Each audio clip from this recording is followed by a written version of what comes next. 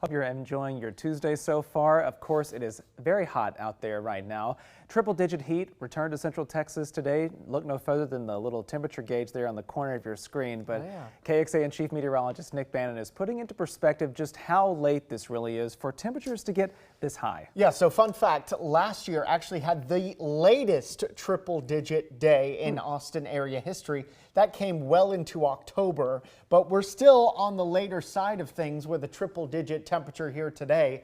In fact, right now at Austin's Camp Mabry, we're at 101.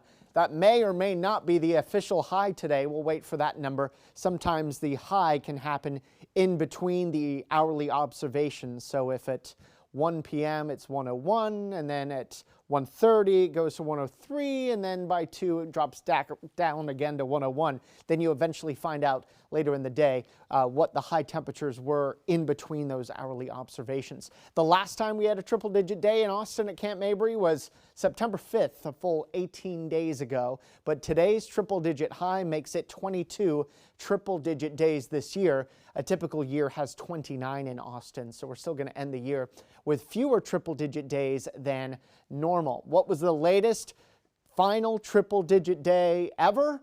Well, it was last year, as I mentioned, October 13th. In fact, on a few occasions, we've had triple digits in October. The final triple-digit day in both 1923 and 1938 was October 2nd. And you can see on several occasions we've had our final triple-digit day of the year coming in late September. If today is our final triple-digit day of this year, it would be tied for the 9th latest final triple-digit day.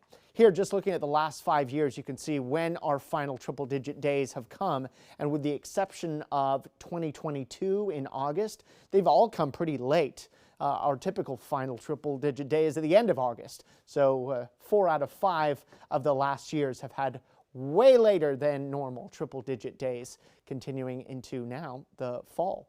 Of course, on KXAN.com, we've got special articles dedicated to triple-digit heat. If you'd like, just go under the weather and traffic tab, and all the information you need is right there. And of course, we'll be making some updates to that today to include this additional triple-digit day, as well as the fact that we've at least tied the record high for today in Austin as well. Mix of sun and scattered clouds now from our Austonian weather camera. We're not the only ones.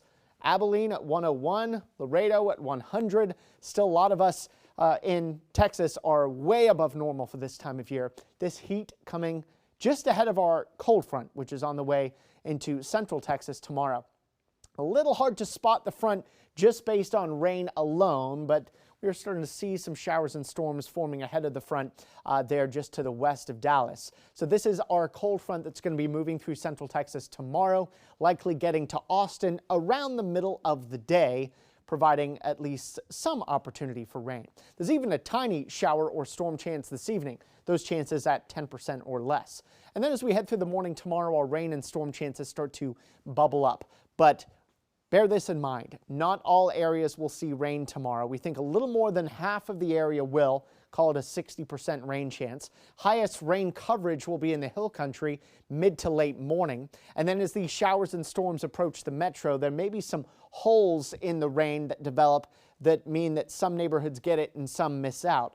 So at least some scattered showers and storms around midday. That's the highest likelihood of rain in Austin. And then rain and storms start to move south of Austin as we head through the middle of the afternoon, and then continuing to gradually pull away as we get into tomorrow evening. Just a tiny shower chance late tomorrow night, with drier weather likely taking over here for Thursday. Not expecting a lot of rain for most of us, up to 1/4 inch for the vast majority of central Texas. There could always be some localized higher amounts than this, but we're thinking from a widespread fashion, those that get rain get up to about 1/4 inch. Higher totals to the northwest in the northern hill country, and there could be a second jackpot zone well southeast of Austin, portions of Fayette County, a little bit of Bastrop and Caldwell County, about 1/4 inch to an inch there.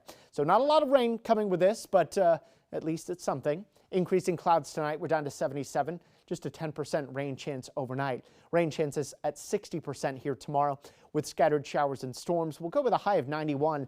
We may actually hit this number twice at midday, then the rain cools us off, and then as the rain ends, we may bounce back up into the upper 80s or low 90s later in the day. And then temperatures drop even more for highs on Thursday, even with a lot of sun. upper 80s, and then back into the low 90s Friday and Saturday. And you're really going to notice this, big improvements in the humidity.